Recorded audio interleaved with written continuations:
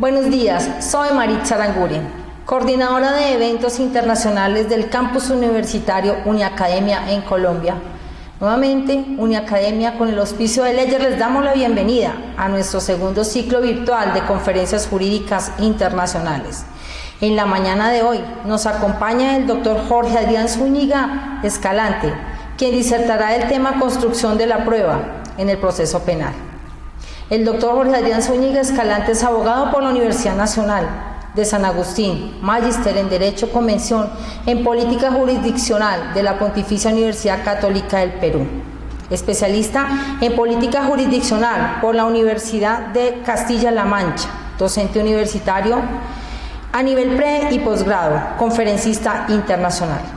Actualmente dedicado al litigio independiente y como profesor asociado de la Academia de la Magistratura y docente a tiempo parcial de la Universidad Tecnológica del Perú, UTP. Ha sido asesor principal de la Comisión de Constitución y Reglamento del Congreso de la República, subgerente de Asuntos Jurídicos en Derecho Penal y Prevención del Delito en Salud, subgerente de Asuntos Arbitrales de Salud, integrante de la Secretaría Técnica de Implementación del Nuevo Código Procesal Penal del Ministerio Público. Externo en materia penal del proyecto Auditoría Social al Sistema de Justicia, ejecutado por la Comisión Andina de Juristas, órgano con estatus consultivo ante la ONU y la OEA. Bienvenidos.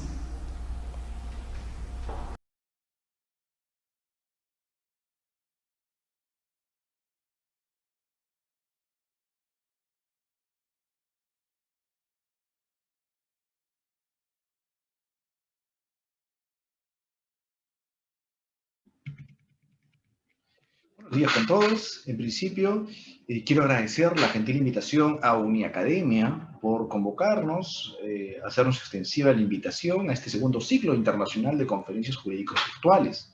Quien habla es el profesor Jorge Zúñiga Escalante, desde la ciudad de Lima, Perú, y en esta oportunidad voy a compartir con ustedes un tema que creo yo es de vital importancia en el marco de los procesos penales latinoamericanos, ¿no es cierto? La construcción de prueba. Soy un convencido que más allá del momento en el cual podamos decir nosotros que existe formalmente la prueba, vamos a encontrar nosotros oportunidades donde en el desarrollo del proceso podemos hablar ya de prueba. Estoy convencido que la prueba en el proceso penal es justamente, o en todo caso, en general, en el proceso, la obligación del proceso va a ser siempre la construcción de prueba, ¿cierto? Nosotros vamos a trabajar siempre en la lógica de construir prueba en el proceso. Desde las primeras fases, desde las fases iniciales de esto vamos a tratar de construir prueba. Y claro, en esta oportunidad lo que nosotros vamos a trabajar es justamente eso. Vamos a explicar, vamos a compartir con ustedes algunas perspectivas sobre la construcción de la prueba, ¿no? Para ello nosotros hemos tenido a bien preparar un material que vamos a compartir con todos ustedes y vamos a poderlo ver en pantalla, ¿no es cierto? Como ustedes ven aquí, vamos a identificar nosotros y hemos denominado en esta ponencia la construcción de la prueba en el proceso penal. El proceso penal, como ustedes saben, a nivel global, tiene por finalidad establecer y determinar la existencia dentro de un catálogo de política criminal llamado delitos, el procesamiento, finalmente, cómo es que se va a determinar la existencia o no de este tipo de responsabilidad. Sin embargo, a nivel latinoamericano y en general, el proceso tiene diversas etapas, ¿no? Y se extienden según en qué momento vamos a estar o en qué etapa nos encontramos para saber si estamos generando pruebas o no. En el Perú, por ejemplo, para efectos formales, la prueba se evidencia a partir de la instauración de una acusación definitiva contra una persona en la cual se ofrece un acervo probatorio determinado. ¿Bien? Entonces, esa es la parte más importante que se va a discutir en ese espacio. Sin embargo, también hay que tomar en cuenta que, por su cuenta, resulta relevante saber que durante todo el desarrollo del proceso es un debate de pruebas. ¿Pero de qué depende esto? Depende mucho de la finalidad de prueba. Entonces, los sistemas probatorios o los sistemas globales, para poder hablar de prueba, requieren indefectiblemente que definamos cuál es el concepto de prueba. Y al respecto, como compartimos aquí en la pantalla, vamos a identificar nosotros algunos conceptos esenciales de prueba. El primer concepto que planteamos de prueba es justamente el que recoge el profesor Jeremías Benta, ¿no? Jeremías Benta, ¿qué me dice la prueba? Me dice, señores, la finalidad de la prueba es construir la verdad, ¿no? Entonces, si nosotros vamos a verificar qué cosa es el proceso, es finalmente construir la verdad. va a tratar de construir la verdad. Y claro, la mayor parte de los códigos, español, peruano, entre otros, latinoamericanos, por ejemplo, vamos a encontrar que tienen por finalidad reconstruir la verdad de los hechos. Y hasta ahí uno diría, bueno, ok, pero el profesor Carneluti, ¿no? Él nos dice, bueno, pero ¿qué verdad? ¿Tu verdad? ¿La mía? ¿La del denunciante? ¿La de la fiscalía? ¿La del actor civil? ¿De quién estamos hablando? ¿Cuál es la verdad que vamos a construir? Dice, en realidad, el concepto de verdad es completamente subjetivo y no podría ser involucrado como una finalidad de la prueba. Por lo cual, la finalidad de la prueba será más bien la fijación formal de los hechos controvertidos. Y claro, hay unos hechos en controversia, cada uno plantea sus posturas respecto a sus hechos en controversia, y es el juez quien finalmente va a hacer una fijación, va a adoptar una posición respecto a dichos hechos.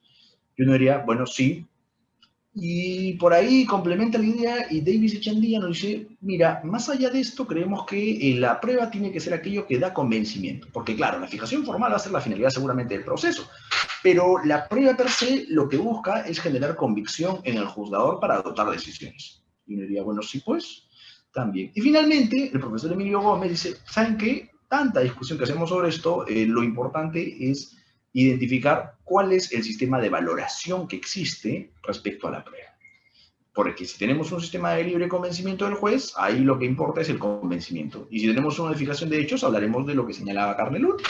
¿Cierto? En el caso peruano hablamos de un sistema de libre convencimiento, ¿no? Pero tiene la peculiaridad que no es un libre convencimiento a partir de lo que dicen los abogados o lo que dice un jurado, sino a partir de construcciones teóricas preestablecidas, ¿no? Como la famosa teoría del delito, que es lo que finalmente va a determinar si existe o no existe responsabilidad.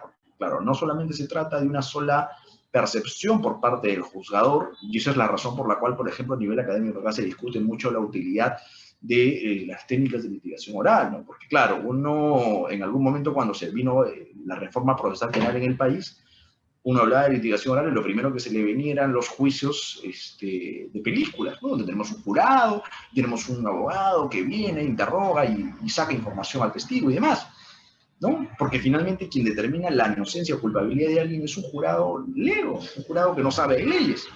Mientras que en el caso peruano, el juez, quien determina la inocencia o culpabilidad, es una persona que sí sabe de leyes. Entonces, es una persona que, si bien es cierto, cuenta bajo este sistema de libre convencimiento, pero es a la luz de parámetros establecidos o preestablecidos en la ley. Entonces, una vez que hemos identificado la finalidad de la prueba, es importante identificar cuáles son las cargas de la prueba.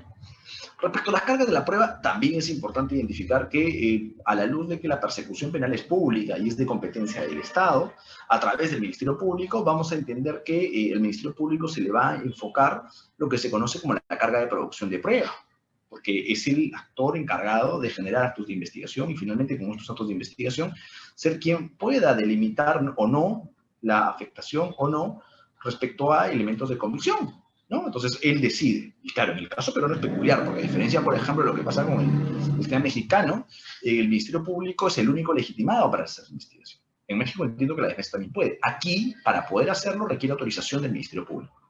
Entonces, eso es sumamente importante. Y claro, la lógica es que en un sistema donde existe una paridad procesal, donde existe lo que nosotros denominamos aquí el principio de igualdad de armas, en el cual la Fiscalía tiene las mismas cargas o las mismas herramientas que tiene la defensa, entonces sí o sí podemos hablar nosotros o podemos hacer referencia a que la defensa requiere una posición de defensa activa, ¿cierto? Una posición de defensa donde él pueda solicitar su investigación y pueda controlar.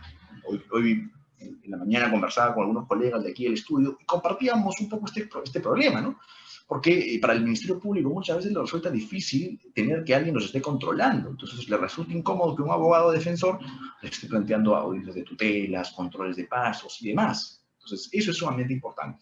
Y claro, sin embargo, nosotros desde el punto de vista del abogado, un abogado que tiene por finalidad garantizar los derechos de su patrocinado, ¿no es cierto?, que no significa convertir en inocentes a culpables, sino garantizar sus derechos es justamente ello. Frente a eso, entonces, nosotros vamos a tratar de entender que la defensa tiene que ser activa. En esa misma línea necesitamos construir un concepto de prueba. Este concepto de prueba va a variar, ¿cierto?, según diversos autores, pero nosotros vamos a subsumir y vamos a creer que podemos partirlo finalmente en dos grandes elementos, un concepto objetivo y un concepto subjetivo. Entendido el concepto objetivo como aquel medio a través del cual voy a probar algo, ¿cierto?, un arma de fuego, un testimonio, una pericia, lo que fuera, es el medio a través del cual obtengo información. que me va a dar información al proceso, mientras que el criterio subjetivo me dice que es el grado de convicción que genero. Me da mayor o menor convicción respecto a un dato que pretendo incorporar en el proceso. Más culpable, menos culpable. Yo recuerdo cuando estuve en Ecuador hace algunos años, antes que pase la pandemia en la que nos encontramos, y yo les planteaba algo que les voy a compartir con ustedes en unos minutos. Nosotros en el Perú hemos trabajado mucho los estándares probatorios. No digo no mucho en el sentido de que haya mucha información o mucha doctrina o jurisprudencia sobre el tema, sino porque, digamos que hemos tratado de acotar lo máximo que se puede la discrecionalidad por parte de la judicatura, estableciendo estándares a nivel de lo que se conoce, ¿no es cierto?, hoy por hoy, como los niveles en todo caso, de suficiencia probatoria. Cuando nosotros vamos a ver los peligrosismos o vamos a verificar sobre los elementos de convicción y el estándar de prueba requerido, vamos a establecer una serie de parámetros que han sido recogidos más o menos de manera objetiva y que finalmente van a permitir tomar decisiones. Eso está probablemente en el grado subjetivo de convicción. Finalmente, cuando queramos entender como prueba como un concepto amplio, completo, vamos a hacer un match de estos dos criterios y finalmente podremos resumir que la prueba va a ser concebida como aquella actividad de parte de los sujetos procesales que está dirigida a la formación de la convicción por parte del juzgador sobre la existencia o no de los hechos objeto de imputación. Entonces, esa es información sumamente importante que nosotros consideramos valiosa a la luz del concepto de prueba.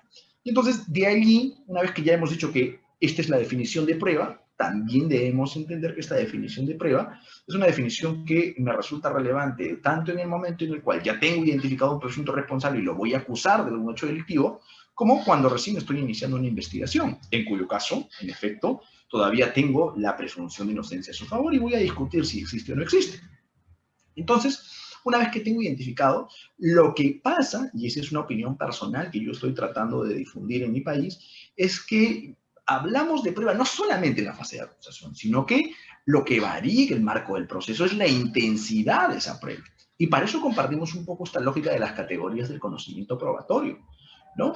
Estas categorías del conocimiento probatorio parten desde la premisa muy básica, desde la posibilidad que todo puede ser posible, ¿no es cierto? Puede ser posible que haya extraterrestres, puede ser posible que haya un terremoto, puede ser posible que la pandemia continúe muchos años más, pero puede ser posible, pero lo posible no es lo real, ¿no es cierto? Y creo yo que ese es el punto de partida del proceso penal, la posibilidad. Tengo una persona que está muerta frente a mí y frente a eso yo tengo la posibilidad de que esta persona haya muerto por COVID, por muerte natural, se haya suicidado o alguien la haya matado. Hay un mar de posibilidades y ese es el punto de partida. Lo que yo tengo que probar son justamente todas estas posibilidades. Tengo una suerte de varias combinaciones que me van a decir cuál de las posibilidades es la que yo le aplico a este caso en concreto. Y claro, iré avanzando en este conocimiento probatorio, cada vez iré subiendo cada vez más, pasaré a la realidad sobre si existe o no existe, pasaré a la probabilidad, certeza y finalmente obtener una sentencia cuando tenga una verdad judicial, reconstruida, como la llamemos, pero una verdad finalmente, ¿no? Si se dan cuenta, a la luz de esto combinamos todos los conceptos de prueba que hemos planteado inicialmente y tenemos una verdad. Entonces, esto va a ser sumamente relevante porque esto me va a dar pie a que podamos trabajar los conceptos que yo les mencionaba hace un momento. Yo les decía, ¿no es cierto?, que hace un poco más de un año, antes que empiece esta pandemia, tuve la oportunidad de estar en Ecuador, estuvimos en la Universidad Nacional del Ecuador, y en esta universidad compartíamos un poco esto, no a este gráfico ya lo hemos ido elaborando en el desarrollo de algunas exposiciones, pero compartíamos este gráfico, que lo que hace es recoger un fundamento jurídico de una sentencia plenaria que se presentó en nuestro país.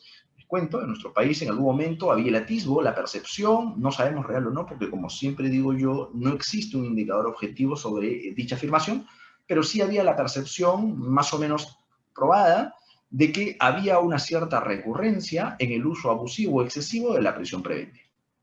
Y entonces, esto generó un pronunciamiento expreso por parte de la Corte Suprema que tuvo que llevarlo a un acuerdo plenario donde se iba a discutir sobre la utilidad o la necesidad o las condiciones en las cuales debería emitirse una prisión preventiva. Y entonces aquí se establece un amplio acuerdo plenario donde se habla mucho de la doctrina europea, se habla un poco de la doctrina alemana, del derecho comparado, pero creo yo lo más relevante viene a ser lo que tenemos en pantalla, porque él ya establece los parámetros. Yo les planteaba en el cuadro anterior, ¿no es cierto?, categorías distintas del conocimiento probatorio. Trasladan un poco estas categorías del conocimiento probatorio y les van a poner estándares de sospecha, ¿no es cierto? Entonces van a dar estándares de suficiencia probatoria finalmente sobre lo que yo necesito o el estándar de suficiencia probatoria que yo necesito según etapa procesal. Entonces, aquí tenemos, por ejemplo, 4 etapas, o mejor dicho, tenemos 4 estándares de sospecha, y estos estándares de sospecha son como un semáforo que me va a decir si estoy más cerca de la acusación o si estoy más lejos de la acusación. ¿No es cierto? Si estoy en el marco de la posibilidad, en el esquema de las categorías del conocimiento, probablemente justifique que se emita una disposición de diligencias preliminares que no es otra cosa que la autorización o la comunicación por parte del Ministerio Público para investigar un hecho. ¿Qué consideración podría tener algún atisbo delictivo? Mientras que la sospecha reveladora más bien va a ser aquella que me diga que es un estado de conocimiento que más o menos me permite inferir que ya tengo un presunto responsable, pero que todavía no sé si es inocente o culpable. Por lo menos tengo a alguien a quien investigar. Y llegaré a una sospecha suficiente cuando ya tengo a una persona que para investigar y creo que tengo pruebas contra él. Y llegaré a una sospecha de mente fuerte donde creo que existe una alta probabilidad de condena. Y digo alta probabilidad de condena porque justamente radica la diferencia entre sostener tal gravedad, el famoso bonus juris que se conoce en el caso de las medidas cautelares, para alcanzar una prisión preventiva. Y entonces hablamos de sospecha en un término de estado de conocimiento intermedio que tiene diferente intensidad y que parte justamente de las premisas inculpatorias que están recogidas en los actos de investigación realizados hasta determinados niveles y que finalmente son los que legitiman a que se tomen decisiones en el marco del proceso. Entonces, si nos damos cuenta, la construcción de la prueba surge a la luz de todo lo que venimos desarrollando a partir de estos criterios o categorías del conocimiento probatorio. En esa línea, una vez que hemos identificado que podemos tener diversos niveles de categorías del conocimiento probatorio y que además ya están plasmadas y recogidas en ordenamientos distintos, ¿no? Podemos nosotros advertir que hay que entender qué cosa puede ser objeto de prueba. Vamos a encontrar una consideración abstracto y concreto. Y nos va a decir que objeto de prueba puede ser cualquier cosa, pero que en concreto objeto de prueba tiene que ser aquello sobre lo cual voy a demostrar que existe. Una vez que hemos delimitado este objeto de prueba, también debemos partir de la premisa que no todo puede ser probado, sino que hay determinados supuestos o hechos que no pueden ser probados. Entonces, por ejemplo, ¿qué no puede ser probado? Las máximas de la experiencia. Claro, aquellas razones máximas de la experiencia, por ejemplo, como el que puede lo más, puede lo menos, son, digamos que premisas que por su propia naturaleza de coherencia lógica revisten de una autoridad suficiente que las convierte en incuestionables. ¿No es cierto? Que es lo propio que pasa con las leyes naturales. Yo no necesito demostrar, por ejemplo, que si yo lanzo un objeto o que exploto un objeto, este objeto va a caer, porque sabemos que la ley de la gravedad finalmente me demuestra que existe. Lo propio pasa con las normas jurídicas, que creo que aquellos sistemas romanos germánicos gozan de lo que nosotros conocemos como la presunción de constitucionalidad, ¿no? Que finalmente es justamente esta prerrogativa que se tiene respecto a las normas para asumir que tienen una finalidad vinculada con los principios que inspiran la constitución de un determinado Estado. Lo propio pasa con la cosa juzgada, ¿no? Si es que yo parto de la premisa de la independencia de poderes, donde le reconozco autonomía a un poder tan importante como sucede con el Poder Judicial, yo no podría relativizar dicho poder y decir que sus decisiones son cuestionables, ¿no es cierto? Salvo determinados supuestos específicos que regulan generalmente todos los ordenamientos jurídicos y que están vinculados con situaciones excepcionales, ¿no? Por ejemplo, el caso en el cual yo condeno a alguien por homicidio y resulta que la persona que supuestamente habían matado es una persona que está viva, ¿no? Entonces, ese tipo de información es importante.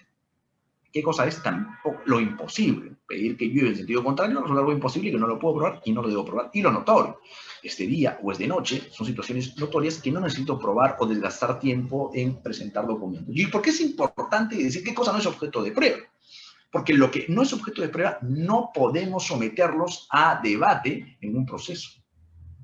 No podemos desgastar per se esto en un proceso.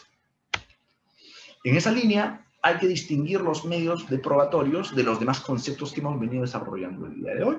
Entonces, podremos aproximarnos a decir que los medios probatorios más bien van a acreditar los hechos que exponen las partes y que pueden producir certeza en el juez respecto a determinados puntos controvertidos y que permiten tomar decisiones, ¿no es cierto?, a partir de la escala que planteamos hace un momento, ¿no es cierto? Este cuadro que me hacía referencia a los valores o a los mecanismos probatorios me va a ayudar a ello.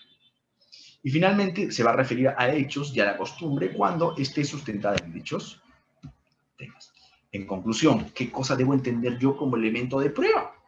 Yo debo entender como elemento de prueba aquellos hechos o circunstancias que van a fundamentar las decisiones que tome el juez. pero no porque ellos quieran, bajo el principio de libre convicción, que lo poseen, por ejemplo, en el caso peruano, sino que tiene que estar acompañados de medios de prueba.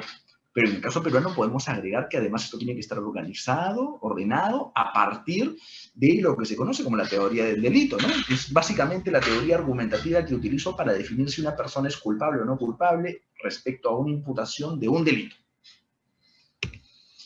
¿Qué más? Es importante destacar que no cualquier cosa puede ser prueba, sino que muy en especial debe tomarse en cuenta que la prueba tiene que tener algunas características. Ya hemos dicho qué cosa lo que es no prueba. Ahora, ¿qué cosa puede ser prueba? En teoría, cualquier cosa podría ser prueba, pero esta, para que tenga tal validez, tiene que contar con algunas características. Primero, tiene que ser objetiva. Quiere decir que este dato, a la luz de todas las personas que la puedan ver, conocer y demás, consideren que existe y que además tiene un significado probatorio, demostratorio de algo. Legalidad, o sea, tiene que ser incorporado al proceso a través del procedimiento previamente preestablecido. Relevancia, no tiene que ser algo que pruebe cualquier cosa, sino que tiene que tener algún tipo de vinculación respecto a los hechos que son objeto de imputación. Y finalmente la pertinencia. La pertinencia tiene una pertinencia objetiva y una pertinencia subjetiva. La pertinencia objetiva me dice que tiene que demostrar que en realidad este hecho sí existió, y la subjetiva es que además vincula o desvincula de modo alguno a la persona que pretende utilizarla, ¿no? Si no, de lo contrario va a ser excluida. Es más, regularmente a la luz de esto es que los ordenamientos jurídicos recogen algunas características o requisitos indispensables para su admisión, ¿no? En el caso peruano, por ejemplo, con regularidad se pide que para poder realizar cualquier acto de investigación, las partes, en este caso tanto el Ministerio Público como la Defensa, deban explicar cuál es la utilidad, pertinencia y conducencia de dichos actos de investigación, ¿no? Entonces, en esa línea va a ser importante que la podamos identificar. Luego tenemos nosotros los órganos de prueba. El órgano de prueba va a ser más bien aquella persona que, considerada como elemento de prueba, va a incorporarlo en el proceso. ¿No es cierto? ¿Qué significa eso? La persona que finalmente va a declarar su testimonio, el perito que va a ratificar su pericia, etc., para que pueda finalmente tomar su testimonio. Ahora, sobre esto hay que distinguir, y es importante, el órgano de prueba, que es la persona que incorpora esta información, de lo que se conoce como el medio de prueba.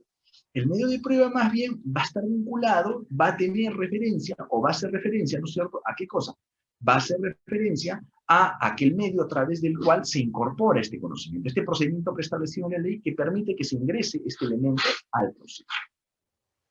Entonces, eso es sumamente importante, ¿no? Porque esto, por ejemplo, va a ayudar mucho, y lo vamos a ver en algunos minutos más, a distinguir lo que a nivel doctrinario se conoce o se distingue, ¿no?, entre prueba ilícita y prueba prohibida. Fuente de prueba, del otro lado, va a ser más bien ya el conocimiento que se obtiene del debate probatorio, del debate contradictorio. O sea, finalmente yo puedo presentar una prueba en un sentido determinado, pero finalmente cuando se somete al juicio contradictorio público y oral, es probable que tenga un contenido o un significado distinto al que la parte que lo ofreció, por lo cual es relevante, ¿no? Entonces, esa fuente de prueba es finalmente la información que se obtiene como consecuencia de esto.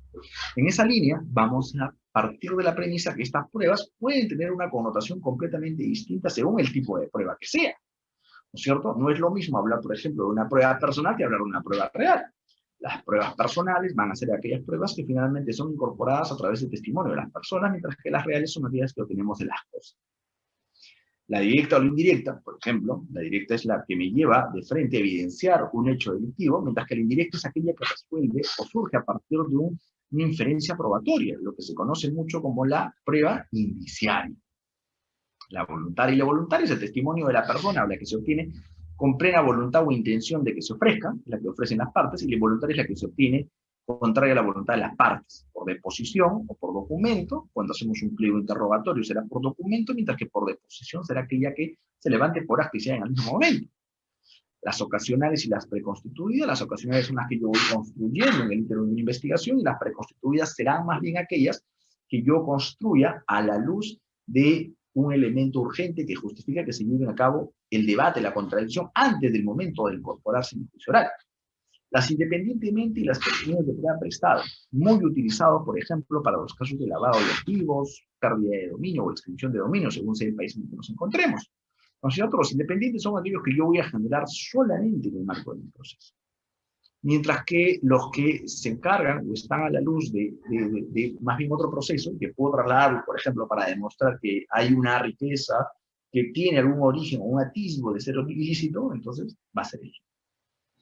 Los originales y los no derivados, ¿no? Los originales son los que por sí dan información, los derivados son aquellos que requieren acumularse con otros, y los perfectos e imperfectos, aquellos que son completamente, dan información y los que requieren algún tipo de información complementaria. En esa misma línea, vamos a hacer referencia a nosotros como una de las pruebas más relevantes, ¿no? Nosotros, por ejemplo, en nuestro país, y eso es un común denominador, por ejemplo, y digo que es un común denominador porque en el marco de la criminalidad organizada hemos tenido que flexibilizar un poco nuestro sentido de prueba. Si antes requeríamos prueba directa para la comisión de muchos delitos, hoy por hoy se ha regularizado, ¿no es cierto? Y se ha legitimado el uso de un sistema de razonamiento que permite, a partir de inferencias o de pequeñas pruebas, terminar concluyendo un resultado positivo, ¿cierto? Que finalmente es el caso de la prueba indirecta o la prueba indiciaria. ¿Qué cosa? La prueba indirecta o la prueba indiciaria no es una prueba per se, sino que más bien es un razonamiento probatorio. Quiere decir que es una inferencia que realiza el operador jurídico y permite arribar a una conclusión a partir de una inferencia. Y claro, parte en principio de un dato indiciario, ¿no es cierto? Un indicio. Yo tengo una información respecto a la posible vinculación. Por ejemplo, nosotros regularmente en el delito de colusión en nuestro país, que es el delito en el cual dos personas, un funcionario público y un no funcionario público, se coluden, valga la redundancia, para defraudar y generar un perjuicio al Estado en alguna obra pública. Y entonces dice, bueno, bajo esa premisa, el delito de colusión exige un primer elemento, que es el delito de, o es el primer elemento que es el acuerdo colusorio, el pacto entre dos personas. Después de esto, ¿cómo demostramos el pacto? Sin lugar a dudas, por ser un hecho ilícito, no es que va a haber un contrato, no va a haber una filmación, no va a haber una grabación, sino que más bien parte, o este indicio, viene a ser regularmente un error administrativo, acompañado regularmente también de cierta celeridad inusitada en la tramitación de ese procedimiento de contratación. Entonces, esos dos indicios o datos indiciarios acompañados me generan una inferencia que puedo aplicar y que me dice que hay una irregularidad administrativa que finalmente va a arribar a una conclusión, que es una presunción del juez, de que se trata de algo irregular. Por esa razón, aquí el profesor San Martín Castro nos dice, ¿no?, que la prueba indiciaria no es un medio de prueba, sino que más bien es un mecanismo intelectivo que permite demostrar cosas. Luego tenemos los casos de la prueba anticipada. Ustedes saben, la prueba anticipada es aquella que se obtiene antes de pasar a la etapa de juicio, ¿no? Siempre en la premisa de que la prueba solamente se va a utilizar en juicio, ¿no? Aquí en el Perú tenemos algunas peculiaridades, porque aquí, por ejemplo, nuestro código recoge en el mismo artículo en el que denomina prueba anticipada lo que es la prueba preconstituida, pero es importante distinguir que la prueba anticipada será aquella que exige la participación del tribunal y que establece la posibilidad de ser sometida a contradicción, ¿no es cierto? Cuando existe el temor que más adelante se pudiera perjudicar la prueba o tendría que suspenderse. Tengo un testigo que se va a morir, oye, que declare. O sea, tengo a alguien con COVID, que venga y que declare. Entonces, ese tema es sumamente importante. Entonces, de allí vamos a escoger un listado como testimoniales, careos, exámenes de peritos que pueden entenderse como pruebas anticipadas, que básicamente va a estar vinculado con la posibilidad de fácil recordación respecto a los hechos que están siendo sometidos a investigación. Luego tendremos lo que se conoce como la prueba preconstituida. Esta prueba preconstituida no es otra cosa que más bien aquellos actos de investigación que devienen en irrepetibles, ¿no? Por ejemplo, si yo estoy siendo sometido o estoy, por ejemplo, yo revisando algún tipo de información que me permita tener en claro que tengo al frente a una persona que se encuentra en un estado de ebriedad, ¿no es cierto? Y yo me encuentro, soy miembro de la Policía Nacional, yo necesito que esta persona sea sometida a un examen de sangre. No voy a esperar a que llegue a juicio, tengo que sacarlo en ese mismo momento, si no se perjudica. Por lo cual, como diría el profesor Sencio Mellado, vamos a decir que la prueba preconstituida van a ser aquellos actos de investigación que por su propia naturaleza se devienen irrepetibles y no van a poder ser ratificados, ¿no? Y ratificados ni mucho menos volver a ser reproducidos o volver a llevar a cabo en el capa de juicio oral, sino que más bien tienen que tener validez y tienen que tener la posibilidad de tener algunas características como la irrepetibilidad del hecho, la intervención judicial y la posibilidad de contradicción. En esa misma línea, para poder garantizar la existencia de lo que va a ser la prueba, se ha recogido, ¿no?, en estos sistemas, copiando un poco el sistema americano, se ha recogido lo que se conoce como la cadena de custodia.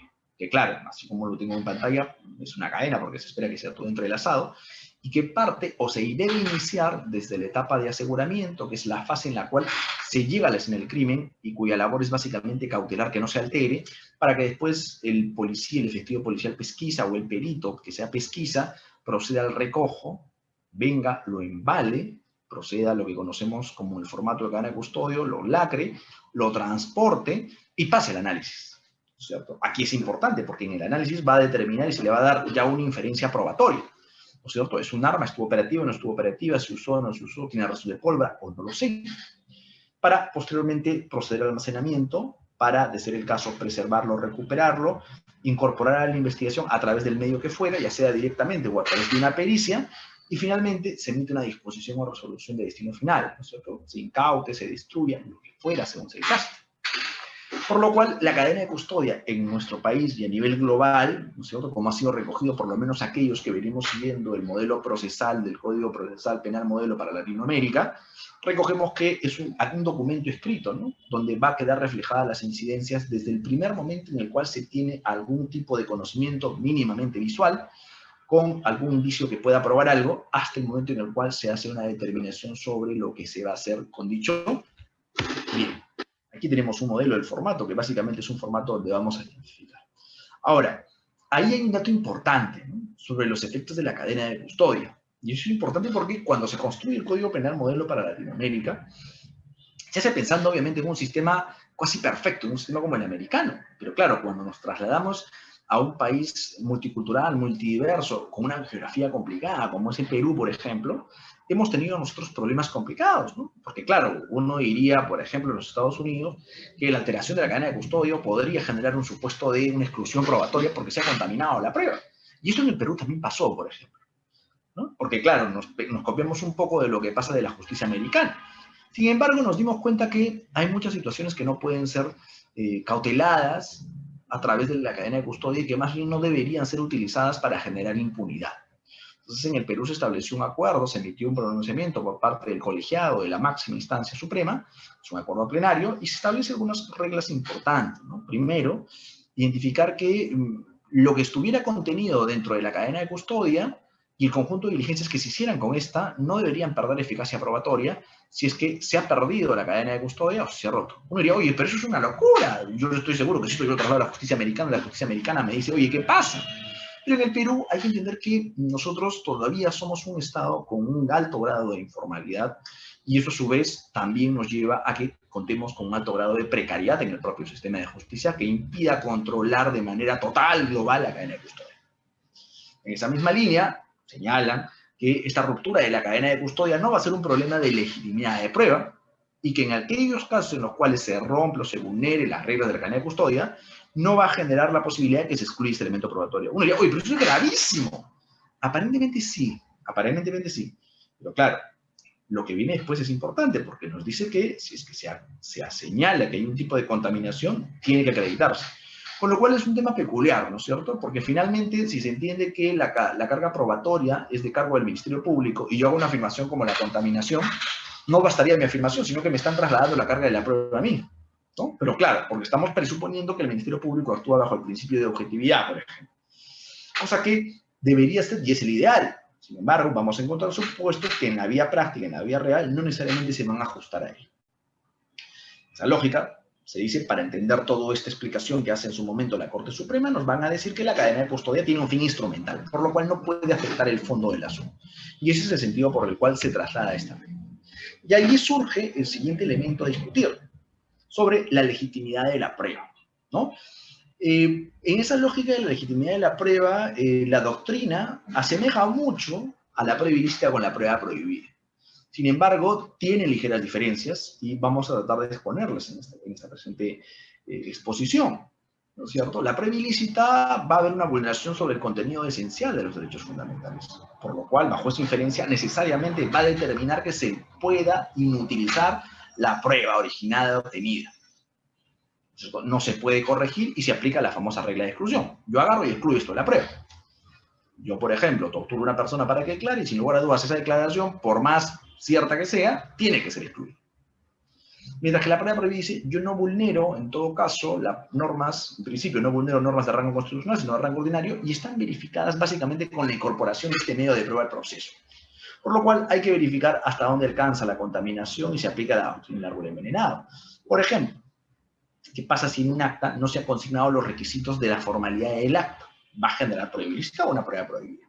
Habría que ver el contenido. Si esto es así y es una cuestión que no va a afectar, ¿no es cierto?, no necesariamente puede generar la anulación del contenido y se convertiría que no se podría repetir, o se podría repetir como no podría pasar en la prueba ilícita. En el caso de la prueba ilícita sería irrepetible. Es más, yo les confieso, por ejemplo, que a la luz de esto, nosotros hemos planteado un recurso interesante, hemos planteado una tutela de derechos, vamos a hablar un poco de qué cosa es la tutela de derechos, que además es una innovación peruana. Bueno, no sé peruana, pero por lo menos es una institución que está recogida solamente en Perú y Chile, y sobre eso vamos a comentar también en unos minutos más adelante. Y bueno, esta situación a la que hacemos referencia sobre la legitimidad de prueba se funda en lo que son las garantías procesales del proceso, donde vamos a encontrar garantías genéricas que van desde la construcción de actas. Yo aquí tengo muchos fiscales que, por ejemplo, reniegan mucho por el contenido de las actas. Sin embargo, yo les confieso que las actas es una garantía. Porque claro, si yo tengo toda una gama de derechos y en estos derechos no están contenidas las actas, entonces tengo un problema de afectación y serían estas garantías mera poesía. Igual sucede con las audiencias inaplazables, entre otros. Y tengo otra serie de garantías concretas que son básicamente los derechos fundamentales que deben respetarse en el marco del proceso. En ese contexto, uno diría, bueno, esta situación de la prueba ilícita me la pone difícil. Y me la pone difícil porque finalmente me hace dudar sobre si es que cualquier supuesto en el cual se vulnera un derecho fundamental, yo voy a tener que excluirlo necesariamente. Y bueno, y en esa línea, recogiendo un poco de la jurisprudencia americana, algo de la justicia europea, en Perú también hemos llegado a esto. Y tenemos nosotros un acuerdo de una corte muy pequeña, numéricamente hablando, pero muy importante, porque es una corte que ve los casos más complejos, algo que se llamaba la Sala Penal Nacional, hoy Justicia Penal Especializada, que son los que ven los casos más complejos a nivel nacional, los casos de alta complejidad, donde más allá de ver la cantidad, tiene que ver con la complejidad de asuntos que se ponen a su conocimiento, recogió y dijo, bueno, a una suerte de enumeración de doctrinas que se vienen aplicando en el mundo, señaló lo siguiente. Es cierto que la afectación de derechos fundamentales tiene como consecuencia inmediata la exclusión de los medios probatorios. Sin embargo, también es cierto que hay que entender que la criminalidad organizada está en constante evolución y no podemos generar impunidad a la luz de buscar garantizar derechos fundamentales, por lo cual tenemos que buscar un punto medio. Y entonces recoge estas doctrinas, este listado de doctrinas que tenemos en pantalla. Y entonces nos va a hablar de la doctrina de la buena fe, que finalmente la doctrina de la buena fe es aquella que dice que no habrá prueba ilícita si cuando se vulnera un derecho fundamental se hace de buena fe. Por ejemplo, el policía que camina por la calle y escucha que hay una balacera dentro de una casa, rompe la puerta y no hay balacera alguna, sino que más bien hay alguien con el volumen alto, pero que sí encuentra media tonelada de droga. Entonces, oye, ese policía no quería vulnerar los derechos fundamentales, ¿no? Actuó de buena fe. Si eso es así, esa prueba puede ser, ese hallazgo puede ser valorado como una prueba lícita. La doctrina sobre la infracción constitucional de beneficiosa para el imputado. ¿Qué pasa con aquel sujeto que decide, aquel policía decide perseguir o seguir a una persona que se encarga de generar pornografía infantil? Utiliza un dron y lo espera en su casa y el dron vuela hasta la ventana y desde su ventana lo graba, sin autorización judicial ni nada. Y descubre que finalmente la pornografía infantil no es de él, sino es de su hermano. ¿Ha vulnerado el derecho fundamental de él? Sí. Pero esto le ayuda a demostrar que a quien está siguiendo es inocente. Y entonces dice, oye, en ese caso, utilízala para salvarlo, porque finalmente estás beneficiando a esta persona.